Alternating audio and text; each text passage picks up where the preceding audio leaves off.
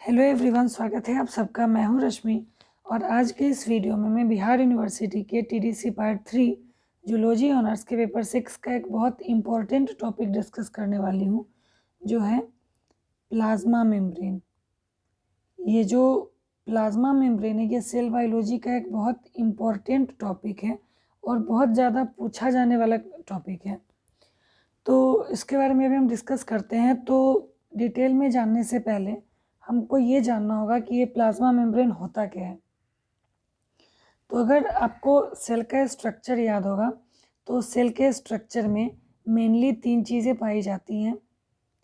एक सेल की बाउंड्री, एक सेल के अंदर का न्यूक्लियस और इस न्यूक्लियस और इस बाउंड्री के बीच का जेल, दैट इज साइटोप्लाज्म। तो यहाँ पे इन 3 चीज़ों में मैंने बोला, एक अंदर में ये न्यूक्लियस है, बीच में लिक्विड है जिसको कि साइटोप्लाज्म कहते हैं, और एक सेल की बाउंड्री है जिसको हम प्लाज्मा मेम्ब्रेन कहते हैं, जिसको यहाँ पे हमको डिस्कस करना है। ये जो प्लाज्मा मेम्ब्रेन है ये सभी सेल में पाया जाता है, चाहे कोई प्लांट सेल हो या फिर एनिमल सेल हो या फिर बैक्टीरियल सेल हो या फिर फंगल सेल हो, चाहे कोई भी लिविंग सेल हो, लेकिन उसके बाहर में एक बाउंड्री ज़रूर होती है जिसको हम कहते हैं प्लाज्मा मेम्ब्रेन।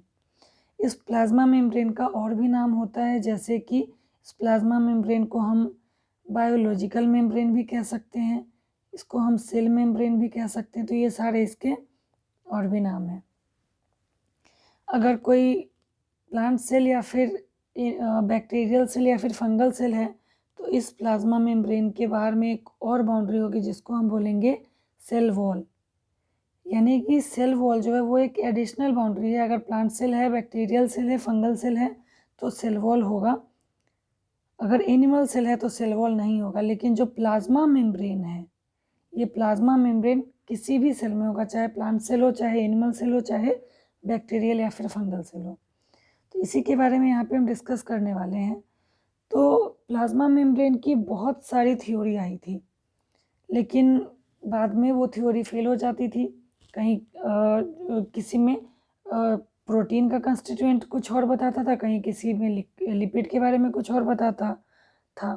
तो इस वजह से ये जो प्लाज्मा मेम्ब्रेन है, इसके जैसे कि यूनिट मेम्ब्रेन मॉडल आया था इसके बारे में, सैंडविच मॉडल आया था इसके बारे में, जो कि बाद में रिजेक्ट कर दिया गया था। लास्टली एक मॉडल आया जिसको कि हम फ्लूइड मोज़ेक मॉडल के नाम से जानते हैं। और ये जो फ्लूइड मोज़ेक मॉडल है, ये प्लाज्मा मेम्ब्रेन का मोस्ट एक्सेप्टेड मॉडल है। यानी कि इस मॉडल को अभी तक किसी साइंटिस्ट ने रिजेक्ट नहीं किया। और ये जो फ्लूइड मोज़ेक मॉडल है, अभी तक इसी के बारे में पढ़ा जाता है और पढ़ाया जाता है। तो चलिए डिस्कस करते हैं डिटेल में इसके बारे में। Fluid mosaic model was given by Singer and Nicolson. अगर फ्लूइड मोज़ेक मॉडल की हम बात करेंगे तो साथ में सिंगर एंड निकोलसन को हमको यहाँ पे ऐड करना ही पड़ेगा, क्योंकि ये जो फ्लूइड मोज़ेक मॉडल है that was given by Singer and Nicolson. ये सिंगर एंड निकोलसन जो है साइंटिस्ट का नाम है जिन्होंने बताया था फ्लूइड मोज़ेक मॉडल के बारे में। आगे पढ़ते हैं। और this is latest and most widely accepted model for structure of plasma membrane. ये जो फ्लूइड मोज़ेक मॉडल है ये लेटेस्ट, यानी कि इसके बाद कोई नया मॉडल नहीं आया है, और मोस्ट वाइडली एक्सेप्टेड मॉडल, यानी कि दुनिया भर में इसी मॉडल को अभी तक एक्सेप्ट किया गया है और इसी के बारे में पढ़ा जाता है। Also termed as protein iceberg in a sea of phospholipid और gulab jamun in concentrated solution of sugar. इसका क्या मतलब है? Protein iceberg in a sea of phospholipid, यानी कि जैसे सी में, समुद्र में कहीं कहीं पर बर्फ का टुकड़ा होता है ना। बहुत समुद्र है, बहुत बड़ा समुद्र है, पानी है, और वहाँ पे कहीं कहीं पर बर्फ का टुकड़ा होता है। वैसे ही प्लाज्मा मेम्ब्रेन जो है वो 2 चीज़ों से बना होता है, एक प्रोटीन और दूसरा फॉस्फोलिपिड, जिसमें फॉस्फोलिपिड जो है पूरा एक समुद्र जैसा है, मतलब बहुत ज़्यादा है। फॉस्फोलिपिड जो है वो बहुत ज़्यादा है, और उसमें कहीं कहीं पर प्रोटीन जो है वो अटैच्ड रहते हैं। तो इसीलिए इसको कंपेयर किया protein iceberg in a sea of phospholipid, मतलब कि जो फॉस्फोलिपिड है उसका समुद्र है और उसमें जो है कहीं कहीं पर प्रोटीन आइसबर्ग प्रोटीन का टुकड़ा होता है। और फिर गुलाब jamun in concentrated solution of sugar, यानी कि शुगर के चाशनी में, चीनी के चाशनी में जैसे गुलाब जामुन रहता है, वैसे ही फॉस्फोलिपिड का पूरा एक लिक्विड है, पूरा एक एरिया है जिसमें कहीं कहीं पर प्रोटीन है, इसीलिए उसको प्रोटीन आइसबर्ग से कंपेयर किया, फिर गुलाब जामुन से कंपेयर किया। This model also states that plasma membrane is made up of phospholipid and protein. और ये जो फ्लूइड मोज़ेक मॉडल यह ये भी बताता है कि जो प्लाज्मा मेम्ब्रेन है, जो सेल मेम्ब्रेन है, वो फॉस्फोलिपिड और प्रोटीन से बना हुआ है। Again in this model arrangement of protein is different. यहाँ पे अगेन इन दिस मॉडल इसलिए क्योंकि इसके पहले जो सैंडविच मॉडल और यूनिट मेम्ब्रेन मॉडल है उसमें प्रोटीन का अरेंजमेंट अलग बताया गया था और इसमें कुछ अलग बताया गया, इसीलिए यहाँ पे लाइन लिखा है कि again in this model protein arrangement of protein is different. और प्लाज्मा मेम्ब्रेन जो है that is the combination of that is made up of phospholipid plus protein. हमेशा याद रखिएगा, बहुत बार इससे ऑब्जेक्टिव भी आ जाता है कि प्लाज्मा मेम्ब्रेन जो है वो किन चीज़ों से बना हुआ है, तो मेनली उसमें फॉस्फोलिपिड और प्रोटीन होता है। अब एक एक करके इसको हम डिस्कस करते हैं फॉस्फोलिपिड के बारे में। It is main constituent of cell membrane because it forms structural frame of cell. ये जो फॉस्फोलिपिड है ये सेल मेम्ब्रेन का मेन कंस्टिट्यूएंट है, मतलब कि सेल मेम्ब्रेन मेनली इसी फॉस्फोलिपिड से बना हुआ है, जिसमें इसीलिए इसको मेन कंस्टिट्यूएंट बोलते हैं। Cell membrane is composed of lipids that are arranged in a bilayer. Cell membrane जो है वो लिपिड से बना हुआ है जो कि बाइलेयर के फॉर्म में अरेंज है। इसको आप अगर डायग्रामेटिकली समझेंगे तो इस तरीके से ये फॉस्फोलिपिड का डायग्राम स्ट्रक्चर है और ये इस तरीके से अरेंज्ड रहता है बाइलेयर के फॉर्म में। ठीक है, ये एक फॉस्फोलिपिड है, ऐसे ये सारे फॉस्फोलिपिड हैं और ये बाइलेयर के फॉर्म में रहते हैं। यानी कि जैसे देख लो ये एक फॉस्फोलिपिड का स्ट्रक्चर है, ऐसे बहुत सारे फॉस्फोलिपिड जो हैं वो बाइलेयर के फॉर्म में अरेंज्ड रहते हैं। Lipids are arranged within the membrane with polar head towards outer side and hydrophobic tail towards inner side. ये जो फॉस्फोलिपिड है इसके दो पार्ट होते हैं, इसको कहते हैं हेड और इसको कहते हैं टेल।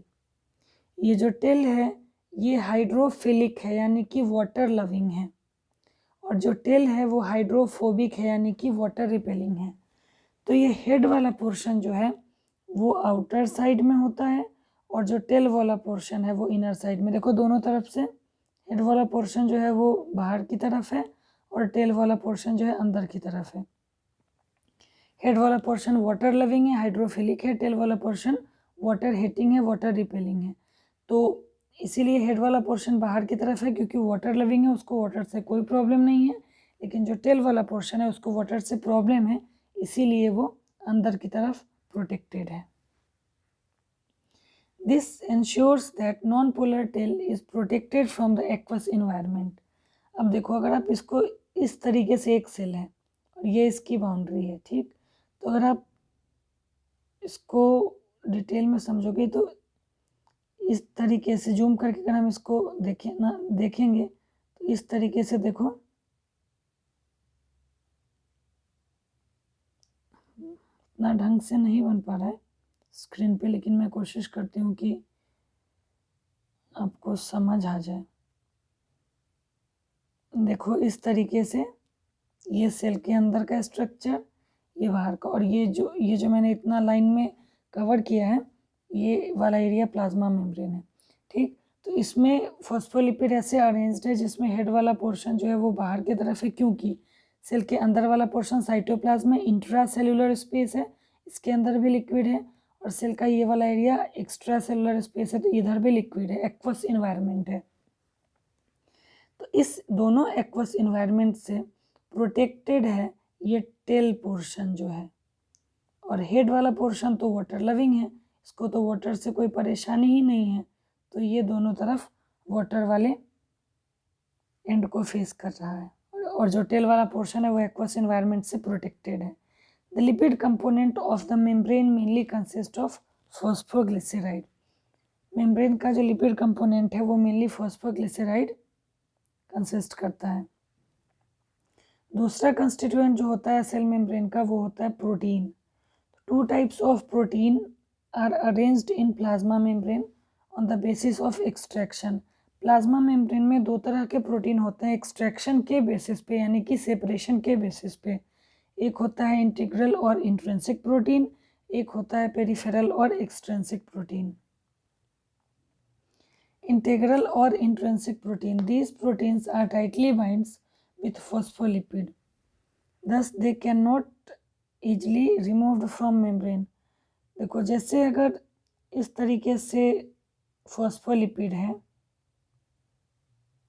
और इसमें प्रोटीन यहाँ कहीं टाइटली बाइंड है इस तरीके से एकदम मेम्ब्रेन के बीचों बीच, तो अब बीचों बीच अगर ये प्रोटीन है तो ये जल्दी सेपरेट नहीं किया जा सकता है, ईजिली सेपरेट नहीं किया जा सकता है, बहुत टाइटली बाइंड है। वही चीज़ यहाँ पे कह रहा है कि जो इंटीग्रल प्रोटीन है, इंट्रिंसिक प्रोटीन है, ये जो प्रोटीन है फॉस्फोलिपिड से इस तरीके से टाइटली बाइंड होते हैं कि उनको ईजिली रिमूव नहीं किया जा सकता है, सेपरेट नहीं किया जा सकता है।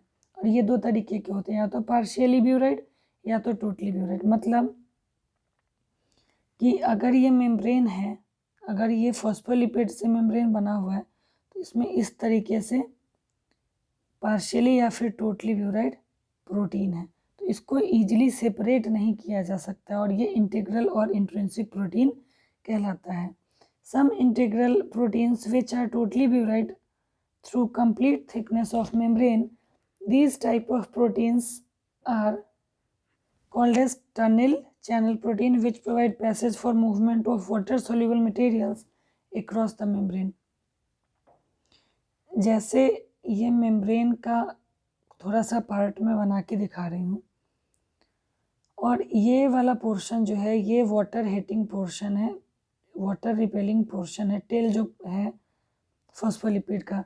तो ये टेल वाला पोर्शन कभी भी वाटर सोल्यूबल सब्सटेंसेज को अलाउ नहीं करेगा सेल के बाहर से अंदर जाने के लिए और अंदर से बाहर जाने के लिए। तो ऐसा सिचुएशन में क्या होगा कि इस मेम्ब्रेन के बीचों बीच एक इंटीग्रल प्रोटीन ब्यूराइड होता है जिसको कि हम कहते हैं टनल प्रोटीन। ये पूरे थिकनेस में मेम्ब्रेन के प्रेजेंट है और ये टनल प्रोटीन जो है एक पाथ प्रोवाइड करेगा जिसके थ्रू जो वाटर सोल्यूबल सब्सटेंसेज हैं वो सेल के बाहर से अंदर और सेल के अंदर से बाहर मूव करेंगे। दूसरे तरह का प्रोटीन होता है पेरिफेरल और एक्सट्रिंसिक प्रोटीन। जैसा कि नाम से ही पता चल रहा है ये पेरिफेरी में होते हैं, किनारे में होते हैं। जैसे कि अगर ये फॉस्फोलिपिड है, ये फॉस्फोलिपिड बाइलेयर है, तो ये जो पेरिफेरल प्रोटीन है ये ऊपर सुपरफिशियली होंगे, या तो सेल के बाहर की तरफ या तो सेल के अंदर की तरफ। तो ये एक्सट्रिंसिक प्रोटीन है, सुपरफिशियली अरेंज्ड है, तो इनको ईजिली सेपरेट, बहुत आसानी से इसको अलग किया जा सकता है। तो दीज आर सुपरफिशियली अरेंज्ड, ऊपर ऊपर से होते हैं, तो इनको बहुत ईजिली सेपरेट किया जा सकता है। वही चीज़ लिखा है कि that can be separate easily. Spectrin and are helical type of extrinsic protein found on cytosolic face. यानी कि अगर इस तरीके से देखो सेल मेम्ब्रेन है तो अंदर वाले पोर्शन को हम साइटोसोलिक फेस कहेंगे, तो यहाँ पे इस तरीके से कहीं पर प्लाज्मा मेम्ब्रेन में अटैच्ड होगा। और क्योंकि एक ही तरफ से है, अंदर की तरफ है, किनारे में अंदर के पोर्शन से लटका हुआ है, तो इसको हम सेपरेट भी कर सकते हैं इजीली, इसीलिए इसको एक्सट्रिंसिक प्रोटीन कहा जाता है। Oligosaccharides of the glycolipid and glycoprotein on the outer surface of plasma membrane are involved in the cell-to-cell recognition mechanism. Best example of cell recognition is fertilization and blood antigen. इसको आप ऐसे समझ सकते हैं जैसे कि जो एग और स्पर्म का फ्यूजन है, ये जो एग और स्पर्म का फ्यूजन है ये हमेशा सेम स्पीशीज़ में होता है। मतलब कि जिस स्पीशीज़ का एग होगा उसी स्पीशीज़ का स्पर्म उसको फ्यूज़ कर सकता है। तो आखिर स्पर्म किसी और भी एनिमल का स्पर्म होगा, पर वो अगर ह्यूमन का एग है तो उसको फर्टिलाइज नहीं कर सकता है। ह्यूमन का ही स्पर्म फर्टिलाइज ह्यूमन एग को ह्यूमन का ही स्पर्म फर्टिलाइज कर सकता है, क्योंकि उस पर ओलिगोसैकेराइड्स प्रेजेंट होते हैं जो कि रिकग्नाइज करते हैं कि ये जो एग और स्पर्म है वो सेम स्पीशीज के हैं। तो कुछ ऐसा ओलिगोसैकेराइड्स इस एग के मेम्ब्रेन पे प्रेजेंट होगा जिससे कि स्पर्म को पता चलेगा कि ये इसी सेम स्पीशीज का है या नहीं। या फिर ब्लड एंटीजन, जैसे कि सेम ब्लड ग्रुप वाला ब्लड ग्रुप ए वाले को ब्लड ग्रुप ए वाला ही ब्लड दे सकता है या फिर ओ वाला दे सकता है। क्यों? क्योंकि वहाँ पे एंटीजन मैचिंग होती है। ब्लड ग्रुप ए जो है वो ब्लड ग्रुप ए वाले के एंटीजन को पहचानता है, या फिर ओ के पास कोई एंटीजन नहीं होता है तो उसको एक्सेप्ट कर सकता है। तो ये रीज़न है कि जो सेम ब्लड ग्रुप वाले होते हैं या फिर ब्लड ग्रुप ओ वही एक दूसरे को ब्लड एक्सचेंज कर सकते हैं। Plasma membrane is an asymmetrical structure because carbohydrate is present on outer surface and spectrin protein is present only on inner surface of plasma membrane। देखो इस तरीके से है, ये एक क्रॉस सेक्शन है सेल मेम्ब्रेन का, प्लाज्मा मेम्ब्रेन का। जैसे कि मान लो ये पूरा एक सेल है, इसका इतना सा पोर्शन यहाँ पे जूम करके बनाया गया। तो ये वाला आप देख सकते हैं, ये जितने भी हैं सारे फॉस्फोलिपिड हैं। इस डायग्राम में आपको सब क्लियर हो जाएगा। ये सारे फॉस्फोलिपिड हैं, बाइलेयर के फॉर्म में अरेंज है, जिसमें इनका हेड वाला पोर्शन देखो बाहर की तरफ। अगर इसको हम इस तरीके से पूरा बनाएंगे तो ये वाला साइटोप्लाज्म वाला पोर्शन है और ये वाला सेल का आउटर वाला पोर्शन है। तो देखो इसमें जो लिपिड्स हैं वो बाइलेयर के फॉर्म में अरेंज हैं, जिनमें बीच बीच में इंट्रिंसिक प्रोटीन है। इंट्रिंसिक प्रोटीन मतलब जो एकदम धंसे हुए हैं, जिनको जल्दी सेपरेट नहीं किया जा सकता है। कुछ ऐसे इंट्रिंसिक प्रोटीन है जो पूरे मेम्ब्रेन को कवर करते हैं, जिसको हम चैनल प्रोटीन और टनल प्रोटीन कहते हैं, जो कि वाटर सोल्यूबल सब्सटेंसेज को मूव करने के लिए हेल्प करता है। कुछ ऐसे प्रोटीन है जो सुपरफिशियली अरेंज्ड है ऊपर ऊपर से, जिनको हम इजीली सेपरेट कर सकते हैं, उनको हम एक्सट्रिंसिक प्रोटीन कहते हैं। उसके बाद अंदर की तरफ यानी कि साइटोसोलिक फेस की तरफ सेल मेम्ब्रेन में एक प्रोटीन अटैच्ड रहता है, उसको हम बोलते हैं स्पेक्ट्रिन प्रोटीन। और अब देखो ऊपर में यहाँ पे इंट्रिंसिक प्रोटीन है, यहाँ पे एक्सट्रिंसिक प्रोटीन है।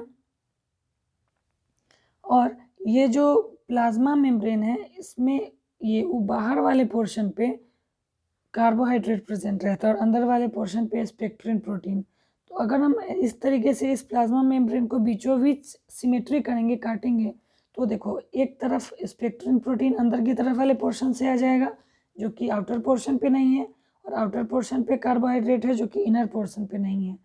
तो ये एसिमेट्रिकल स्ट्रक्चर है। एसिमेट्री मीन्स कि अगर इसको हम दो इक्वल पार्ट्स में काटना चाहेंगे तो ये नहीं कटेगा। एक तरफ स्पेक्ट्रिन प्रोटीन आ जाएगा इनर साइड वाले मेम्ब्रेन की तरफ, और कार्बोहाइड्रेट आ जाएगा आउटर साइड वाले मेम्ब्रेन की तरफ।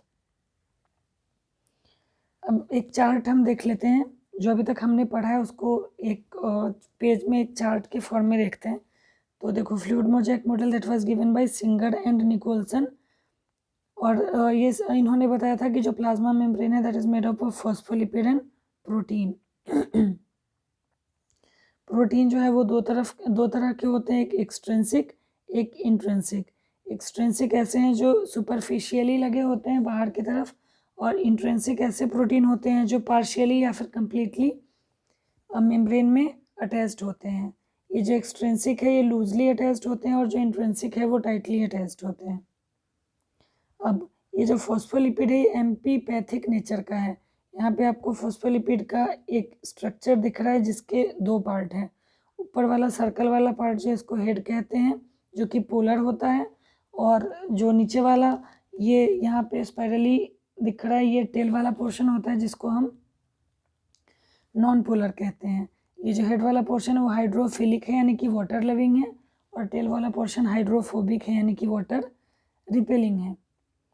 और ये जो फॉस्फोलिपिड है इसमें दोनों पार्ट हैं, हाइड्रोफिलिक पार्ट भी और हाइड्रोफोबिक पार्ट भी, इसीलिए फॉस्फोलिपिड को हम एम्फीपैथिक मॉलिक्यूल भी बोलते हैं। और उसके बाद ये जो कुछ मूवमेंट होता है यहाँ पे ट्रांजिशन मूवमेंट और दूसरा फ्लिप फ्लॉप मूवमेंट। तो अगर फॉस्फोलिपिड मॉलिक्यूल सेम लेयर में मूव करता है, सेम लेयर में इस तरीके से बस वो मूव कर रहा है, तो इसको हम ट्रांजिशन मूवमेंट बोलेंगे। और फ्लिप फ्लॉप मतलब दो लेयर के बीच में, यहाँ पे अगर ये मान लो दो लेयर है और दोनों लेयर के बीच में अगर रिप्लेसमेंट हो रहा है तो उसको हम बोलेंगे फ्लिप फ्लॉप। इधर वाला कभी इधर आ गया और इधर वाला इधर, तो ये फ्लिप फ्लॉप हो गया। और सेम लेयर में अगर मूव कर रहा है तो उसको हम ट्रांजिशन बोलेंगे। तो ये आपका प्लाज्मा मेम्ब्रेन टॉपिक हुआ, जो कि बहुत इम्पोर्टेंट टॉपिक है।